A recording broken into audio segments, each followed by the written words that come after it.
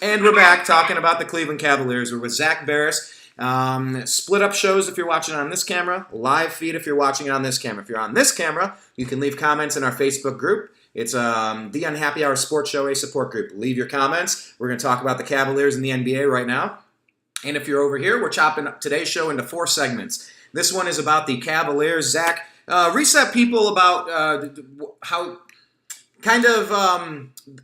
we kind of doubled the size of our sports group on Facebook in a month because of the Indians. For anyone that isn't familiar with you, give them a quick update on kind of where you came from with your basketball background before we get into some of the Cavs specifically. So my basketball background started at the University of Arizona. I was a team manager there. I started off as the equipment staff, finished off as a team manager.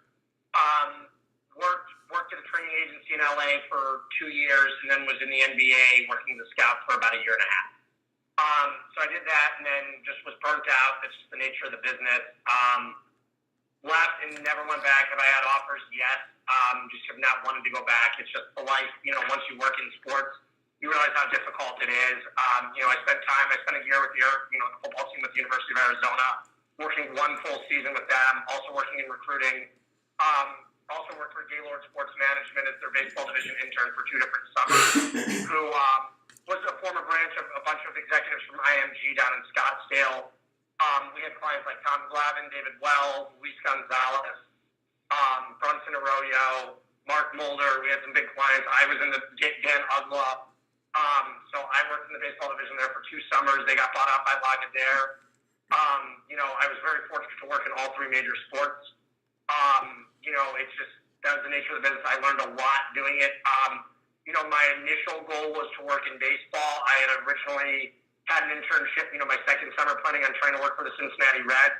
They cut their internship program that summer, so I wanted to go back to do a second summer at Gaylord and finish off, again, liking basketball and baseball were always my 2 favorite to work in. So I loved what I did, but again, at the same time, it was very time consuming. And it really eats away at you, just mentally. It really does. Yeah, there's a lot of jobs out there that will absolutely burn you out, and I don't know if it's the way it's structured or if it's just not made for every kind of person. But yeah, I hear you, man. I've worked in the talent agent realm before, representing artists, and it's very similar to the agency I worked at out here in Beverly Hills. You'd get on the elevator, it'd be Kareem Abdul-Jabbar, it would be Jerry Rice in a meeting. It's like we worked with like the top-notch people, and it's all the same type of stuff. It's all setting up deals and getting contracts signed and getting speaking engagements and getting guaranteed money through negotiations, and it just never stops, and it can really corkscrew you into the ground pretty fast. And maybe that's a good segue to kind of talk about the Cleveland Cavaliers. They're off to an 0-3 start. Also, Brian, just want to say this. Yeah. Living in LA and Hollywood, obviously, Brian, you're very familiar with the Hollywood BS and the the fantasy world that it is out there, and obviously it's all starting to come out now. Makes me really just glad I live in Cleveland again. Don't have to put up with that crap on a nightly basis. How the industry works and everything. It's obnoxious. Everything's fake out there, and you're starting to see. I love the takedown of Hollywood to see stars like. See like Harvey Weinstein go down, and especially someone like Kevin Spacey, who used his platform of coming out to overshadow the fact that he's a pedophile. Yeah, pretty incredible stuff. So basically, and I understand why the LGBT, I've been looking on Twitter, and you see why the LGBT community is outraged with Kevin Spacey, because he's basically trying to justify that he did that and saying it's okay because he's gay. Which in essence, he's just a pedophile. That's all he is. He's a pedophile. Yeah, we actually, girl or boy is wrong. Yeah, I'm a member of so many groups and so many different groups on Facebook, and there's a men's group where issues are aired and jokes are made or whatever. But the question was raised after I forget what it was specifically, but it got brought up. Has anyone ever lied to you about their age? And man, there were a few stories that came out about people at parties at 21 and over places that were actually something. I had this when I went down to Arizona. I was at a frat party, and I was talking with this girl, and thank God I asked her age before anything happened. And I go, so how old are you? I was sitting there. I had already moved to LA. I just graduated from Arizona. I me back in Arizona, pretending I went to USC. So I was like an idiot at a frat party with a 23-year-old. Yeah. I'm sitting there talking to this girl. I go, so what year are you a frat? What dorm do you live in? She goes, oh, I'm visiting my sister. I go, so where do you go? And I go, like ASU or something. She goes, no, I'm at Desert Mountain High School. I go, so are you a senior? And she goes, no, not quite. And I go, junior? She goes, no, I'm a sophomore, 15 and a half. I go, goodbye. And I go, you're going to get someone here in trouble. And what do you know? One of the guys went hook up with all my friends. They're like, you didn't hook up with her? I'm like, turns out she's 15 and a half. And they're like, oh my God. Yeah. I'm like, yeah. I thought she was a freshman, So, I at least, have the decency. I was just like, talking with this girl, ask her age. I mean, it's just, there are different. I guarantee you Kevin Spacey knew that was a 14-year-old boy. Yeah, and I don't know. I have yet to totally dig into the story. I've heard all the He didn't even deny it. All he said is I was drunk. He goes, I don't remember it. I was probably drunk at the time. So he's trying to justify it on alcohol. Never once, like I said, I know someone who was arrested in Cleveland, and I literally was asking them, it was a former employee, and I said, how do you justify doing what you did? He goes, well, I was drunk. And I said, you were drunk? I said, I've been drunk many times in my life. Not once have I ever hit on a 10-year-old or a 12-year-old before in my life. I go, and I've been drunk many times. I've never done anything remotely that's stupid. So next excuse. It's just, these people are full of excuses. He's a sick guy, and props to Netflix for canceling the show. However, it just put hundreds of people out of work on the production team, which is very sad. But Kevin Spacey should never work again. Yeah, it's a weird one, seeing how the left is eating its own these days. And, even on YouTube, I have pretty much gone to sports-only shows. We've kind of pressed pause on Agree to Disagree for just a minute while we figure out the algorithm and why all of our stuff is getting shadow banned and demonetized on the channel and set into restricted mode and getting strikes against the account. I mean, there's a weird thing happening right now where it seems like a lot of people are going after a lot of other people. So it's an interesting story to follow, and you're right. The agency world, the movie world, the sports world. I mean, look at Entourage. It's the same world. The models, the acting, the sports, it's all top-notch, tens of hundreds of millions of dollars, billion-dollar advertising budgets and production budgets. It's top-notch, and there's a whole bunch of corruption and shadiness and creepiness going on. And, yes, you and I could probably talk about that forever. And, Brent, I can attest to it being one giant cesspool, and that's all Hollywood is. You know what? I'm thankful to be out of Hollywood. I will tell you that on a consistent basis.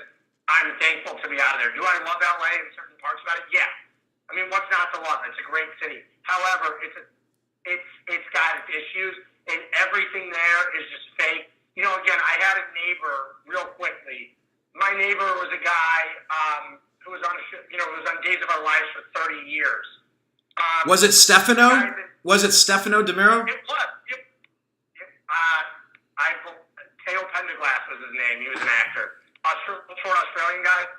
Oh, I don't know. This was the Italian mobster guy, I think. Stefano DiMero? No, he may have played an Italian mobster, but he was the short Australian guy. He was my next-door neighbor in L.A. when I lived in the Hollywood Hills. Oh, good. Gotcha. And I remember the guy, he got outed in Hollywood. I just remember being like, I was like, wait a second, that's my next-door neighbor. I saw an article on TMZ.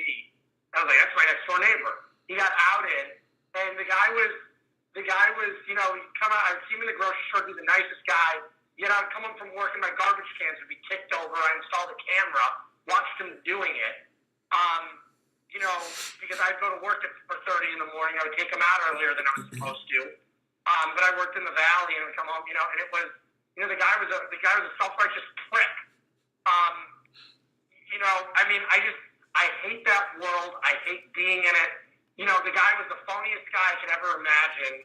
He has a girlfriend, one thing. And I remember when TMZ was like, oh, he's out of the, he got busted. And I was like, this dude's been having, weird, gay parties in his backyard that I could see through the bushes. From my hot tub in my backyard, when I'd have girls over, could see it, and then the girls would go, what the hell's going on here next door neighbor's house? All right, look, I'm going to put this call out to everybody in the Unhappy Hour right now. All of our graphic design and Photoshop people, I need you to go to Zak's Twitter profile. He's at Z Baris, that's ZBARIS. And can you get a picture of him creeping through the bushes, looking through bushes? Can someone make me this graphic? That would be so funny. I'm gonna put, Brian, there's gonna be a giant egg of my picture again. You're going to be the purple egg. No, I'm just kidding, kind of, sort of. But, no, anyway, back to the Cavs. LA's a weird place, and they keep talking about LeBron wanting to move out here to be part of Hollywood. He already is a part of Hollywood, and he's definitely part of the political machine as well, getting into the fracas with, Donald Trump and Steph Curry and everything else. So he's at the epicenter of all of this, and apparently the team isn't even having fun right now. They're 3-4. They're holding players-only meetings. Are we supposed to be concerned right now, or just still no big deal, nothing to worry about? Brian, what does LeBron love more than any other player in baseball? Drama. LeBron's been like, this is fourth year in time. Every year, do we just hear nonstop drama, and the second the playoffs start, everybody shuts up? But is he doing it on purpose, do you think? I kind of believe so. It brings attention to the team. I mean, I don't know anymore, nor do I care. I mean, I'm not going to sit here and speculate on what's going on behind closed doors, inside the Cavs front office and what's going on with the players. Here's another thing, too. You also have to forget. People also seem to forget. The Cavaliers don't have Isaiah Thomas right now. They're not a complete product until he returns. And like I said, this roster is so far from completed. You will see a big move made, whether it's the buyouts again, whether it's the trade deadline. You will see something big happen for the Cavs at some point during the season. They're far from a finished product. Mark my words when I say it. Jay Crowder still hasn't gotten acclimated into the offense yet. It's difficult through the first 7 games. Let's not forget when LeBron returned a few years ago with Kevin Love before they, changed up the roster. The Cavaliers were 19-20, yet they still won the Eastern Conference, and they won 2 NBA Finals games without Kyrie Irving and Kevin Love. Okay? Yeah. Let's stop overblowing all this out of proportion. This is just getting ridiculous. That's why I get so sick of even talking about the Cavs during the regular season. It's not even fun because it's all this drama that, nothing really ever happens. Well, what kind of moves do you expect? Go ahead. I don't know what move I'm going to see because it's way too early to evaluate a potential trade at this point. Okay. Not enough basketball has been played. We witnessed the Warriors get beat by the Pistons the other night at home, okay? This is it's an early season. These guys do not care. They just don't care. It just is what it is. They don't care. Yeah, I've been a part of this before. I've seen it. I've witnessed 3 years in a row. They do not care. Yeah, do the Cavs look out of shape? I don't know. I haven't even I turned out, I gave away the tickets the other night to the Knicks game. I didn't want to go. I was too tired Sunday night. I didn't want to go. I gave away my ticket. Yeah, you've gone to a million of them I was to go Sunday night. I didn't want to go. I've been to enough regular season Cavs games, and I knew they were going to lose. I just didn't care. Hey, did you have a favorite Halloween costume for the guys? They always have big Halloween parties. I wanted the gynecologist the other night. Zach. I think my stepdad scrubs in his lab coat. His old Mount Sinai lab coat from when Mount Sinai Hospital was still there. When he was the chief of thoracic surgery over there back, 25, 30 years ago. So I take his lab coat every year. I'm at a party and a bunch of girls, and the girl goes, what are you? I go, I'm a gynecologist. I'm giving away free exams. You don't even need health insurance. It's a great costume every year. Kudos, Zach. Kudos. So when you're making my last year in Hollywood, actually, I went as an LA tourist. I wore a pair of cargo shorts, high socks, and tennis shoes with an I Heart LA t-shirt. I wore a fanny pack. Had a camera bag around my arm with an I Heart LA shirt, with an I Heart LA hat, too. I looked like this. And the funny thing, I was at a nightclub. I was at Colony, where teens used to be out in Hollywood, right over there in Cahuenga and Hollywood Boulevard, just north of Hollywood Boulevard in Cahuenga. And I remember I'm in there, and some girl goes to me, she goes, so what are you? Are you a tourist? And I go, yeah, I'm a tourist. She goes, oh, where are you from? I'm like, I'm from here. Really funny. She's like, oh, wow, that's one hell of a costume. And I was like, yeah. It's a costume. This out? I looked like a dork. I was wearing a fanny pack with a bunch of I Heart LA crap on. Wait, where did you say that you? Did you say that was at Big Wang's? No, that was at the con. No, Big Wang's I used to State night after dodgeball. I was in the dodgeball league, and I used to go to Big Wings on Monday. Big Wings is on Queen, but it's south of Hollywood Boulevard. Oh, okay, because that's where I used to go for St. Felix for the Browns backers. Right across. So St. Felix was a good bar. I used to go to Happy Endings for the Buckeye games, and I'd watch all Brown games in my apartment because I had Sunday tickets. Yeah, they changed that. They changed that place to the Sycamore, or the Sycamore Tavern, or something now. It's not called Happy Ending anymore. What? Yeah, it's still there, but they went more upscale with it. They got rid of the. That was the place. If you wanted to hook up with a girl on a Friday or Saturday night, that was the place to go. So easy to pull in there. Well, that was the place to watch the Ohio State games. It goes completely ballistic, like you're in Columbus. It was a great spot to watch Ohio State games. And it still is. It still is. But anyway, well, if we don't want to talk about the Cavs too much, and I'll just say this, I'm just saying, it's too early, and Brian, we get into this drama that ESPN managed to create. The Cavaliers surround themselves with drama, before the playoffs start every year, and it's just starting to get to the point where, like I said, we can dissect in another month where the Cavs are, how they're playing, and then you can start dissecting the trade market, because then you see a team like, okay, is New Orleans going to be a buyer or a seller? Are teams like, what teams is Philadelphia going to sell on J.J. Redick? Who's going to be available? What's going to be available? What do the Cavs do with this pick? Are they going to trade their own pick, or are they going to trade the Brooklyn pick? They're going to trade one of the picks. Who's it going to be? It all depends what they can get. It all depends how Brooklyn's playing. The problem is the East, there's so many bad teams. You don't know who's good and who's bad. You have nights where Orlando looks like a top shelf team, where they go and beat the Spurs by 30 and the Cavs by 30 on back-to-back nights. Right. But is the talent really there for a team like the Magic?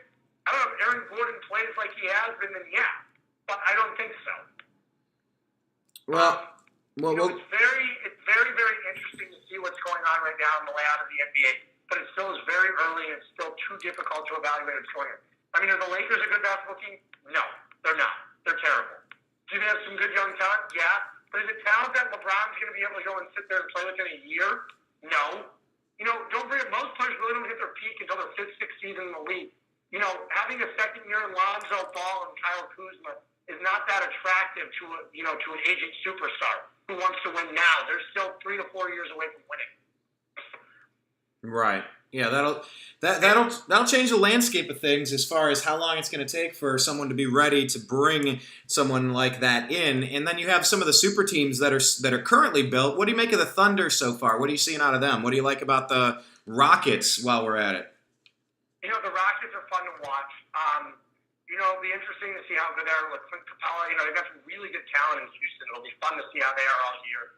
And it'll be fun to watch, teams like Oklahoma City, Houston, Golden State, San Antonio, all beat up on each other. And the one thing that worries me about Minnesota is you're sitting there watching and go, Karl Anthony Towns can't defend. He's a liability defensively every night. And is Minnesota's a team really put together that well? Some nights they look good, other nights they look like the same old Timberwolves. Right. Well, in Sacramento, at least, is consistent. They look like themselves. All right. Well, then, I guess, is there anything else that's caught your eye about the NBA that you felt like talking about before we make a pivot for the World Series overview, and then we can wrap this up? Nothing else with the NBA right now. I mean, it could change on a daily basis, as you know, this show. Yeah, I'll just say those pictures from the Cavs Halloween are awesome. I really liked LeBron as It. I liked Isaiah Thomas as Eazy-E. I liked Kevin Love as Sting, the wrestler. Pretty cool stuff. They always have those badass Halloween parties. It's a lot of fun. So check out those pictures. They're pretty cool. And we will do this. We will make a pivot. This is the Unhappy Hour radio show. It's a video show. It's a show, whatever the heck you want to call it.